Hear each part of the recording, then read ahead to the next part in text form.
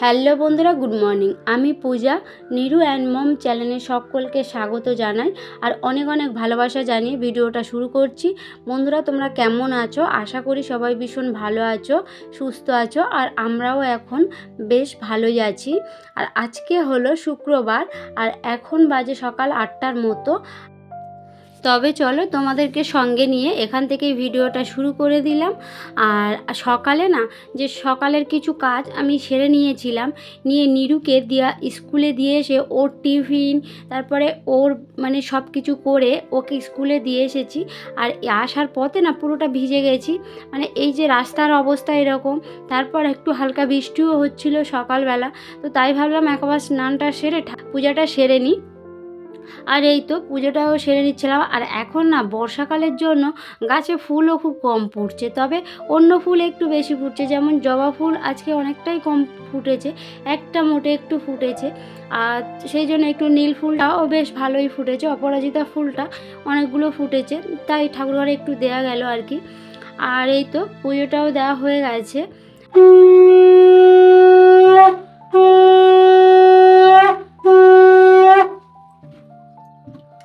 ঠাকুরের জন্য একটা মালা বানিয়েছিলাম, তা মালাটা কেমন হয়েছে তোমরা জানিও। আর ওই মালার কাজ আমি করে থাকি, তোমরা দেখেছো আগেও আমি।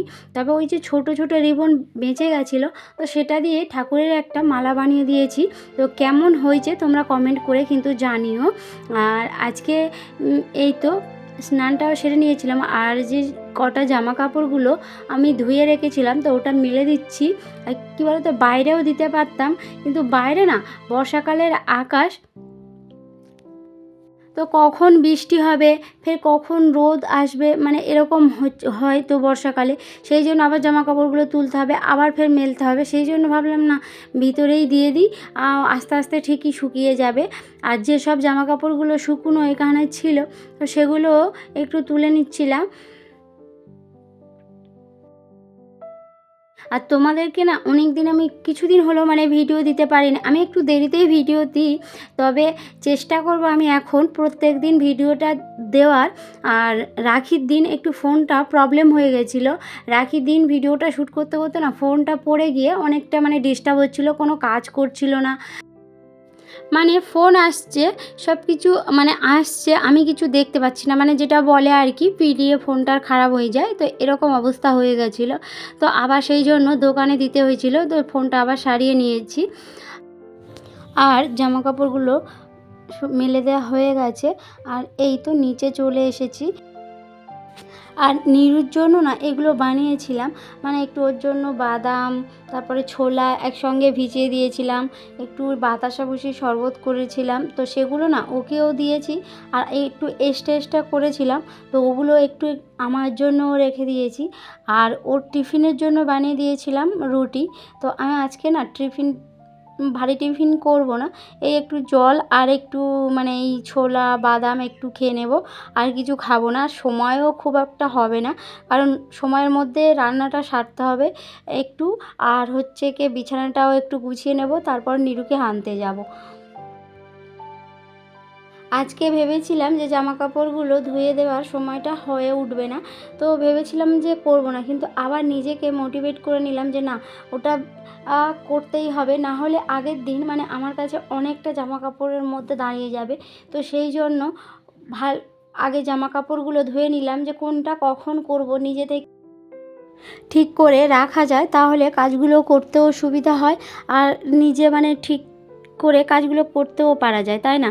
আর কি বলো তো, সকালবেলা উঠে যদি কাজগুলো ঠিক টাইমে টাইমে না করো, বা একটু যদি গায়েলা মারা যায় যে ফোনটা নিয়ে বসি, বা একটু রেস্ট নিলে সংসারে, তাহলে এত কাজ টাইমলি হবে না। আর এইভাবে করি বলে সব সংসারের কাজ আর করতে ভয়ও লাগে না, আর কোনো অসুবিধায়ও পড়তে হয় না। আর এই যে নিরুকে স্কুলে দিয়ে আসার সময় আমি একটু বাজার থেকে মাছ আর কাঁকড়া নিয়ে এসেছিলাম।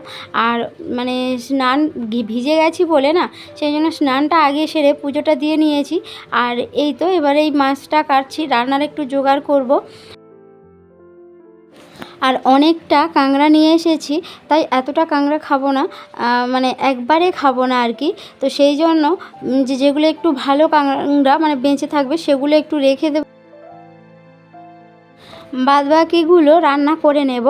আর এইভাবে যে কোনটা ভালো হবে, মানে খুব ভালোভাবে মানে জ্যান্ত আছে আর কি, সেই জন্য ওরা খুব মানে পালিয়ে যাচ্ছিলো, এরকম হচ্ছিলো। তারপর দেখলাম যে বেসিনে পড়েছে, বেসিন থেকে উঠতে পারছে না, তো ওই জন্য ওটা নিয়ে বেসিনের মধ্যে বসিয়ে দিয়েছি, যে কাঁকড়াগুলো খুব মানে মানে বেঁচে থাকবে বা একটু ভালো সেগুলো ওরা উঠে উঠে পড়ে যাচ্ছিলো, তো ওর মধ্যে থেকে কিছুটা নিয়ে রেখে দেব।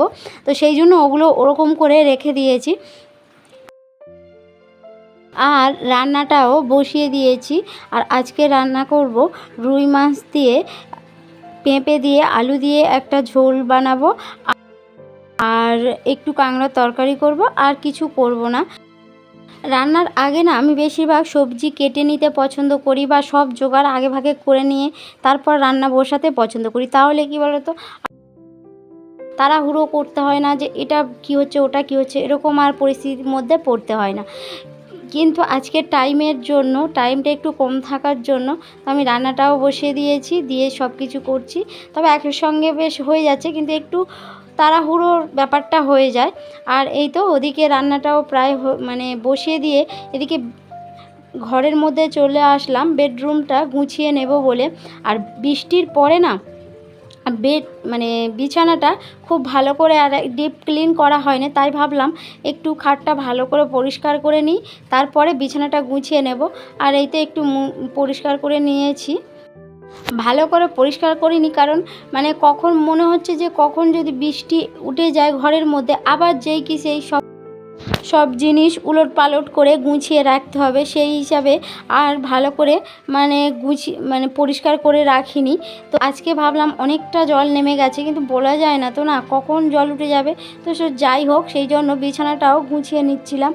আর এই যে কোনো ফার্নিচার হোক, আমার ঘরে হয়তো খুব একটা বেশি ফার্নিচার নেই, মানে হয়তো এই খাট বা শোকেস, একটা আলমারি, এরকম টুকিটাকি জিনিস আছে, ওগুলোকে পরিষ্কার করে রাখতে বেশি পছন্দ করি। আর এই যে দেখো, তোমাদের সাথে কথা বলতে বলতে আমার বিছানাটাও গুছানো কমপ্লিট হয়ে গেছে।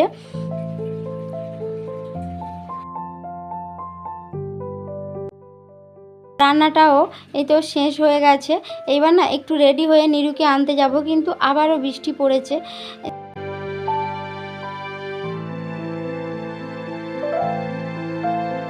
নিরুকে নিয়ে চলে এসেছি, আর দেখতেই পাচ্ছ যে পুরোটাই ভিজে গেছি, মানে একবার সকালে তো ভিজে গেছিলাম, স্নান সেরেছি, আবার ভিজে গেছি। ড্রেসটা চেঞ্জ করে নিয়েছি, নিয়ে খাওয়া দাওয়াটা সেরে নেব, তাই ভাতটাও বেড়ে নিচ্ছিলাম। যখন ভয়েস দিচ্ছিলাম তো প্রচণ্ড বৃষ্টি হচ্ছিল, যদি কোনো আওয়াজ হয়ে থাকে একটু তোমরা ম্যানেজ করে নিও। তাহলে বন্ধুরা, এতক্ষণ পর্যন্ত আমার ভিডিওটা জুড়ে যারা রয়েছো তাদের কাছে একটাই রিকোয়েস্ট করব, এই বোনটির বা এই দিদিটির একটু লাইক কমেন্ট করে, বা চাইলে তোমরা শেয়ারও করতে পারো। আর যদি ভিডিওটা ভালো লেগে থাকে, দিদিভাইয়ের যদি পাশে থাকতে চাও, তাহলে একটু চ্যানেলটা সাবস্ক্রাইব করে বোনটি বা দিদিটির পাশে থেকো। আর ওকে না স্নান করিয়ে দিয়েছি, কিন্তু কিছুতেই ও জামা পরবে না, মানে প্যান্টটা পরিয়ে দিয়েছি, জামাটা পরবে না, তাই জোর করে ওকে গেঞ্জি একটা পরিয়ে দিলাম, পাতলা গেঞ্জি। আর চারিদিকে জল ডুবে রয়েছে, বাড়ি ঘরে মশা তো থাকবেই, তো সেই জন্য ওকে আবার গেঞ্জিটা পরিয়ে দিলাম। আর ওকে না গালে দেবো বলছি, ও কিছুতেই গালে নেবে না, ও হাতে তুলে খাবে, কিন্তু পুরোপুরি খেতে পারবে না। তো আবারই সেই আস্তে আস্তে ওকে গালে দিতে হবে, তাই ভাবলাম যে যাই হোক ও খাক, তারপরে আমি ওকে গালে দেব। আজকে রান্নার পরে মানে আমি রান্নাঘরটা পরিষ্কার করতে টাইম পাইনি, তো স্কুলের টাইম হয়ে গেছিলো, তাই চলে গেছি। আর এই তো তাই ভাবলাম যে একসঙ্গে খাওয়া দাওয়াটা করে পুরো রান্নাঘরটা সব কিছু পরিষ্কার করে নেব। আর এই তো পরিষ্কারও হয়ে গেছে। আর এই তো সমস্ত বাসন জল ঝরাতে মানে রেখে দিচ্ছিলাম একে একে। আর তেমন কোনো এখন আর কাজ নেই। দেখবে যত কাজ সকালের দিকে যেন থাকে, সে যে কোনো ক্ষেত্রে বরের অফিস হোক বা ছেলের স্কুল, মানে আমার ক্ষেত্রে বেশিরভাগ সকালেই যেন বেশিরভাগ কাজটা। তো এখন এই পর্যন্ত ভিডিওটা রাখছি। দেখা হচ্ছে এরকম কোনো একটা নতুন ভিডিওতে, মানে আমার সাংসারিক কোনো গল্পের নতুন একটা ভিডিওতে। ততক্ষণের জন্য টাটা।